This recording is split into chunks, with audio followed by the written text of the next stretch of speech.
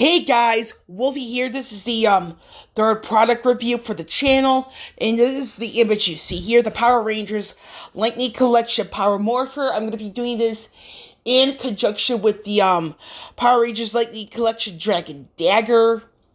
So basically, you guys know the drill. There's going to be two scores here, a personal score and the intended fan score, and in the usual disclaimer, any opinion in this video is my opinion and my opinion only. So that's that on that. I'm going to go over with what I do know about both products and, just give off my overall review, all that good stuff. So for the Power Rangers Lightning Collection Power Morpher, this is said to be an exclusive to the Walmart store. So you're probably not going to find this anywhere else. But with the Dragon Dagger, you can get this on the Hasbro Pulse website. So basically, it's like you have to go to two different places to get the two different items. Now, with both items, these do not come with batteries, so you'd have to have batteries like on your own already before buying either item. And then for the Morpher, it comes, as you see here, it's like you have your Morpher, you have your coins, and then I'm just going to zoom in a little bit. You see this little stand where you can actually display the actual Morpher. Now, for the dagger, it does come with its own case, so that's that. And that's to display the dagger. So for the dagger and the Morpher, you are given the items to actually assemble the stand, display case, stuff like that to make sure they see what's going on.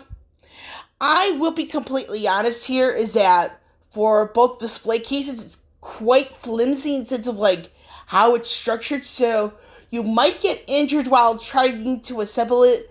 It's not the easiest to assemble like the stand for either item either. So the flimsiness, it's a real big turnoff in my eyes, and it made it a little bit more difficult than it should be. Now, with the dagger, it does have a feel that's a little bit closer to how it was in the show in the early mid-90s, which is something I really enjoyed seeing. Now, for the Morpher, it's a little bit more true to the series from the 90s, so I have to give credit where it's due, because I used to have the legacy versions. It felt kind of bulky, and you needed something else like separately in order to display. So the only place I'm going to give Hasbro credit for is the fact that you're given the tools to assemble like display stuff, so it saves you a little bit of money. So, with that, like I said, going to be two different scores. It's going to be on both items, respectively. So, it's a grand total of 4 scores, meaning that you have the intended fan score, and my personal score for the dagger, as well as the intended score, and my personal score for the Morpher, respectively. Now, for those of who already have the legendary, the legacy Morpher, the legacy dagger, it's like, again, some people are going to be preferring that over the Lightning Collection, but there are ways where the Lightning Collection has some bragging rights regarding.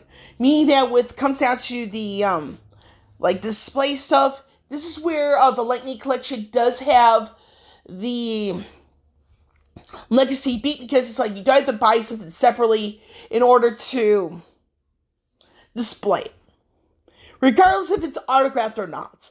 and that goes for both the dagger and the Morpher. So with that bit out of the way, I am keeping this video short, so that's it on that. So regarding the Morpher, what you see here, I'm not going to give it as good of a personal score as people would think I do. But with the intended fan score, this is a 10 out of 10. This is a must-have for those who are wanting every last item for the Power Rangers, like aspect, especially with the Mighty Morphing collection here. So it is a 10 out of 10 for the intended score. By personal score, I'm giving this a 7 out of 10, because for the Morphers, again, some of the pieces felt quite flimsy for me to try to put together. And the coins, are easier to fall out of the display aspect. So for those Hasbro, they do need to do a better job with the display case. And that exclusivity to Walmart really does hurt the score. Now, for the Dragon Dagger, again, the intended score is going to be a 10 out of 10. And again, it is a must-have for those who are wanting absolutely everything. Now, my personal score for the dagger is going to be an 8.5 out of 10. The biggest turnoff here is that you're not going to have an easy time finding this, like, outside the Hasbro Pulse website, so you're going to have a hard time with that. And another thing is, like, when it came to the display case for the dagger, it was a bit difficult for me to put together. So, for me, it's like, it's a good thing to have, but I wouldn't necessarily say it's a must-have unless you are a avid MMPR fan. You have to have it. So, but it's something I'm like, yeah. So again, to reiterate the scores, for the Morpher, my personal score is a 7 out of 10. Some of the items that it came with could have been much better, much sturdier. And, yeah. It's just something that's just like the overall aspect. It's like, yeah.